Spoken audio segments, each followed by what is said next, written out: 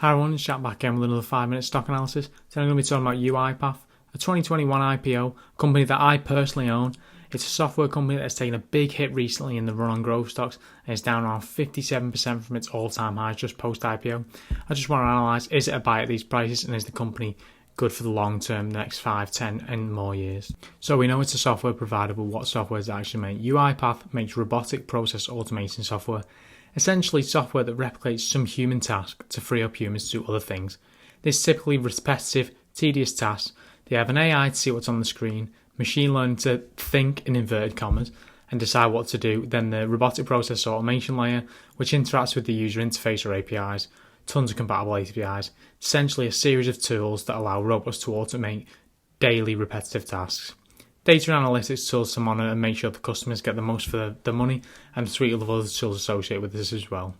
So as you can see, a large value proposition for the customer. UiPath has forged itself as the clear market leader and is frequently cited as so by outlets such as Gartner, which is named as the leader in robotic process automation for the third year in a row. Reflecting in the high value proposition for customers, in 2020, the Gartner Peer Insights Customer's Choice Award for robotic process automation. So you can see that UiPath is significantly ahead of the competition and is well liked by customers. UiPath, of course, has competitors, but this is not a small market. There are huge secular tailwinds driving the market expansion. Generally, a need for speed and agility increasing in organisations, and software is enhancing the labour movement.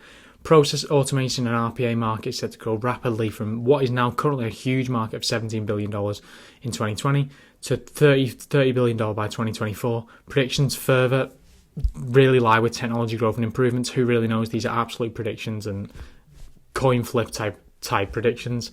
60 billion plus is fully automated enterprise in this prediction. Who really knows? All I know is it's going to be a lot, and UiPath is well positioned as the market leader to take a good slice this time. Looking at some actual business fundamentals, excellent numbers here. 818 million in annualized renewal run rate. This number is growing at a strong 58% year over year.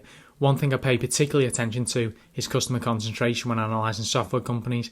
So are one or a few customers generating the majority of revenue and hence creating risk? This is not really present here. Nearly 10,000 customers worldwide, and of that nearly 10,000, 1,363 customers have an ARR of over $100,000. This is absolutely excellent. No customer concentration to worry about here.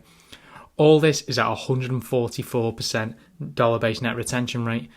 So on average, they hold on to these customers and on average spend 44% more. This is a truly outstanding DBNR number.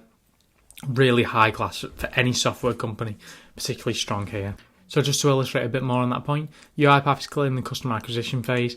ARR has been growing at 62% compound annual growth rate, which is truly excellent. ARR and trailing 12-month revenue roughly move in lockstep with each other. 65% compound annual growth rate for trailing 12-month revenue.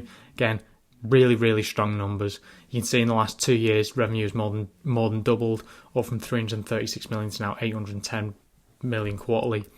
Absolutely excellent numbers, starting to work its way towards that exceptional total addressable market size. I'm really impressed with these numbers and hope it can continue to grow at these type of rates. See maybe a slight slowdown as you get further up the graph, but I'm not overly concerned about this. I think UiPath is putting itself into a really strong position for future growth. One of the first things that needs to be analysed when looking at potential investments for me is financial strength and the balance sheet. Currently, UiPath has a cash to debt of 34.59. Excellent. 460 million in cash as of January 2021. Basically no debt. Great cash to debt position. Safe underscore. This is not a company that's at risk of financial default or in financial distress. PE is effectively useless here, looking at the valuation chart. This is a company chasing growth. Any earnings will be nominal as money is poured back into the business, and rightly so. Price to sales is a more accurate measure of valuation here. Price sales of 18. Even after the pullback, this is not bargain basement territory, but it's the cheapest it's ever been on the public market. You can see enterprise value to revenue, 21.5. Again, not bargain basement territory, but pretty much the cheapest it's ever been on the public markets. So what do I think of the business now? It's a $19 billion company, down 56% from its post-IPO highs. To me, at 18 times sales, this seems a reasonable buy-in. I'm already a shareholder and I like this company's future. Opportunity is enormous, and in 10 years I have no doubt it will be a much bigger market and UiPath will be a much bigger company. The company has excellent customer retention numbers with that 144% DBNR, really an attractive metric, and revenue growth metrics are also excellent. A growing moat due to the switching costs that arise from increased integration and use is only going to make this a more attractive company. The bear case is, of course, that growth may be slowing. No company is growing at 60% forever. Only time will tell here whether competition is digging into those numbers. I'm not overly concerned about that a minute. As I said, companies can't grow at 60% forever. This is just one of those ones I'm going to have to wait and see. Also, the company offers cloud tools and on-premise. On-premise should be a thing of the past eventually, purely due to the margins involved. Cloud is a much more sticky and attractive margin for the company. Perhaps customers could be lost in the changeovers. Again, only time will tell. But for now, I like this company and I like it at these prices. Of course, this is not financial advice. If you need financial advice, you should go to a registered financial advisor to get some personalised advice.